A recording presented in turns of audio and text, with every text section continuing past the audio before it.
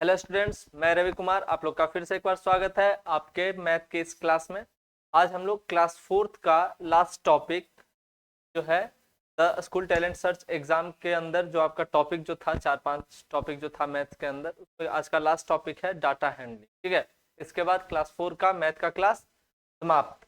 तो ध्यान से आज का लास्ट क्लास है, आप लोग पेशेंसफुली इसको देखिएगा और समझने का प्रयास करिएगा। बहुत ही सिंपल सा चैप्टर है, बहुत टफ है नहीं।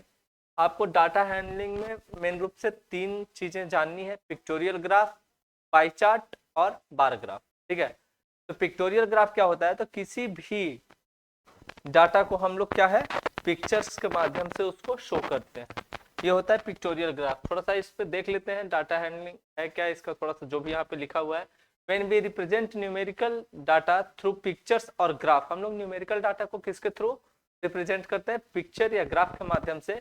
It is termed as pictorial representation of data. ये टर्म किस नाम से जाना जाता है? तो पिक्टोरियल रिप्रेजेंटेशन ऑफ डाटा के नाम से। Such visual representation makes our understanding more clear, है ना। जो ऐसे पिक्चर बना के कोई भी डाटा आपके सामने जब शो किया जाता है, तो ये चीजें क्या होती है, ये पिक्चर्स के माध्यम से आपके सामने ये ज्यादा बेहतर तरीके से, ज्यादा क्लियरली ये आपको ये चीजें दिखती हैं। तो जैसे देखिए यहाँ पे क्या होता है कि ये जो पिक्टोरियल ग्राफ होता है, इसमें होता है क्या है, जैसे देखिए यहाँ पे ऑरेंजेस है ना, यहाँ पे ऑरेंज का पिक बना हुआ है। अब इसमें क्या है कि फर्स्ट वाले कॉलम में वीक 1 में क्या है, 1 2 3 4 एंड 4 ऑरेंज है। ठीक है, इसमें 4 ऑरेंज है। और क्या किया गया है कि इसमें देखिए, इसमें एक ये बताया जाता है, इसका कुछ एक स्टैंडर्ड्स होता है। और वो क्या होता है कि इसमें बताया गया होता है कि each orange stands for 20 orange.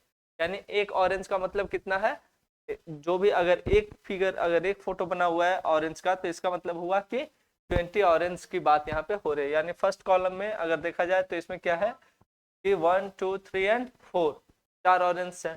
तो इसमें क्या हो गया कि 4 ऑरेंज का मतलब हो गया यहाँ पे 4 इंटू 20, यानी वीक 1 में कितना ऑरेंज, तो वीक 1 में 80 ऑरेंज। ठीक है, ऐसे वीक 2 में अगर किया जाए तो इसमें भी काउंट कर लेंगे ऑरेंज को, कितने ऑरेंज, 1 2 3 4 5 6 एंड 7। तो 7 इंटू 20 140 ऑरेंज। वीक 3 में 1 2 3 यानी कि 3 इंटू 20 60 ऑरेंज।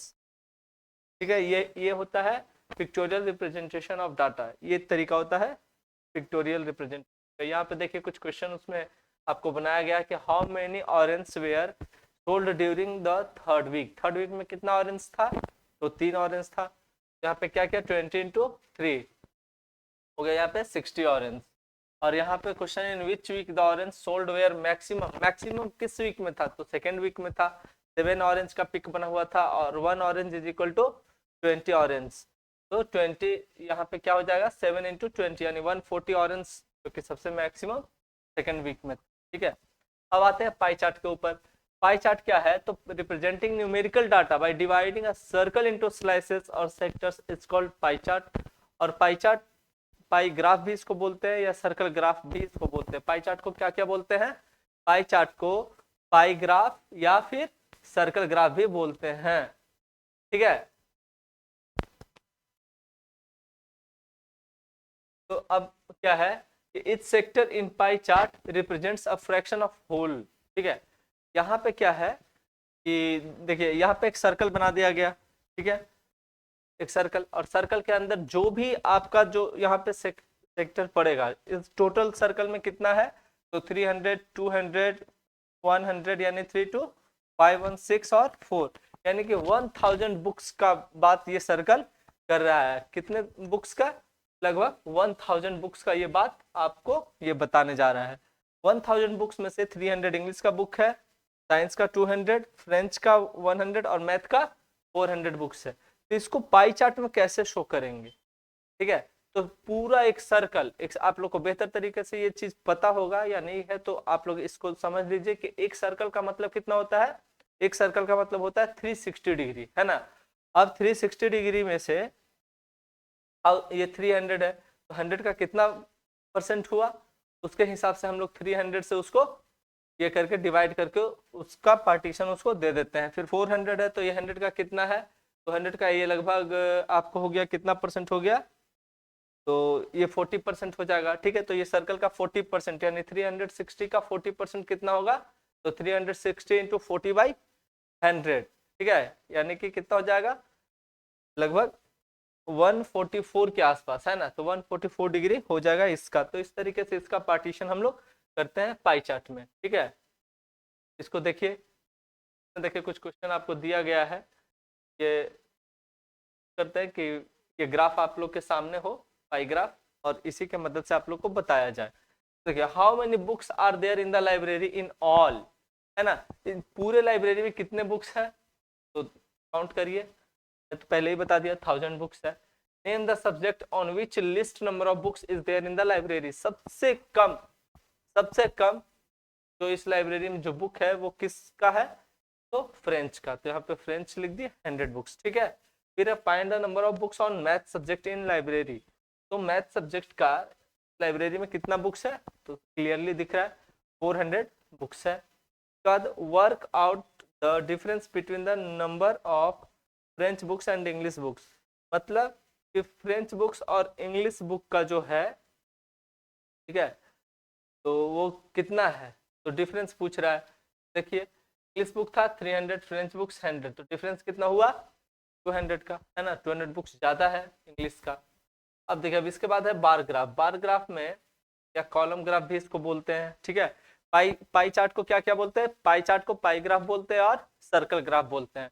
ऐसे ही जो बार ग्राफ है उसको बार ग्राफ और कॉलम ग्राफ दोनों ही बोलते हैं। कंफ्यूज नहीं होना है, अगर कहीं कॉलम ग्राफ लिखा हुआ अगर आपको एग्जाम में मिल जाता है तो। चलिए देखिए, bar graph is the simplest form of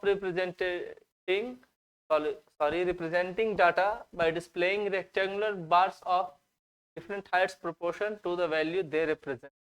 इसमें क्या होता है कि इसमें बार ग्राफ में क्या होता है कि आपको क्या है, कैसा डिस्प्ले किया जाता है, रेक्टेंगुलर बार्स, है ना, रेक्टेंगुलर शेप का आपको इसमें बार्स रिप्रेजेंट किया जाता है, जिसका कि डिफरेंट हाइट्स होता है, किसके प्रोपोर्शनल,